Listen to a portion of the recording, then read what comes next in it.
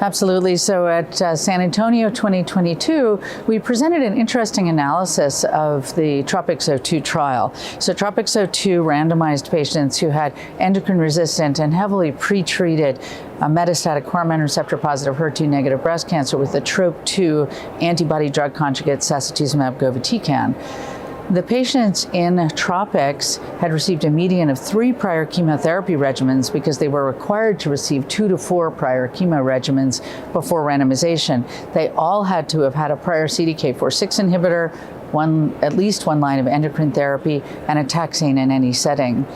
This patient population had, really these were far out from diagnosis of metastatic disease. So a median of 4 years from diagnosis of metastatic disease, 95% had visceral metastases. So it really was a tough group where it's a high unmet clinical need.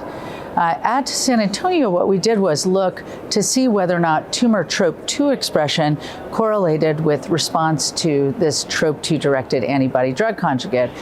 We had presented and now published in the JCO in the first interim analysis a significant improvement in progression-free survival, and notably 3 times as many patients were alive and free from progression at 1 year who received SACI versus those who received treatment of physician choice, or TPC, a menu of chemotherapy agents.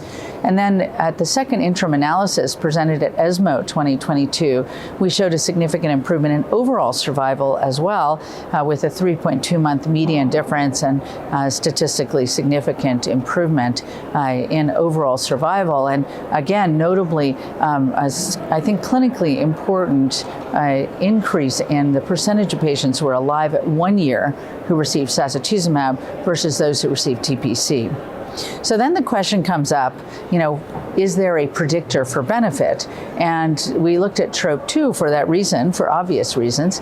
And interestingly, TROP2 is a transmembrane receptor that's very highly expressed in all subtypes of breast cancer. And in this patient population, we had almost 90% of the patients have evaluable tumor samples. And in that group of patients who fit nicely and very similar to the entire population, the 95% of them had at least some expression of TROP2. So we evaluated TROP2 using a research assay. This isn't a standard clinical test.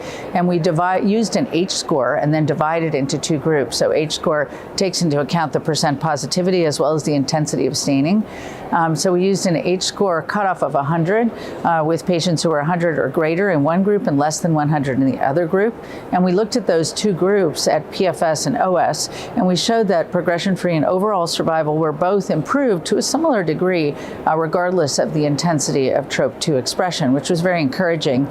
And then we also looked at a very low TROP2 expressing group where the H-score was cut at 10, so it was 10 or less versus greater than 10 and less than 100. And in that group also, when we compared it, we saw an improvement in PFS and OS in this very low TROP2 expressing group. There were actually only 10 patients in the sacituzumab arm who didn't have any expression, so 0 for TROP2. And in that group, we saw 1 responder.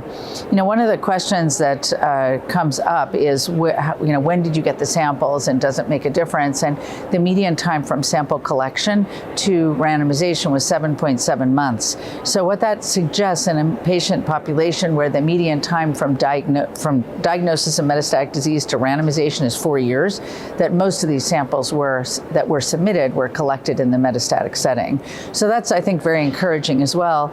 We looked at response. The response was also independent of TROP2 expression largely, and safety, where there was no difference in safety. The most common toxicities from sacituzumab are neutropenia and then diarrhea.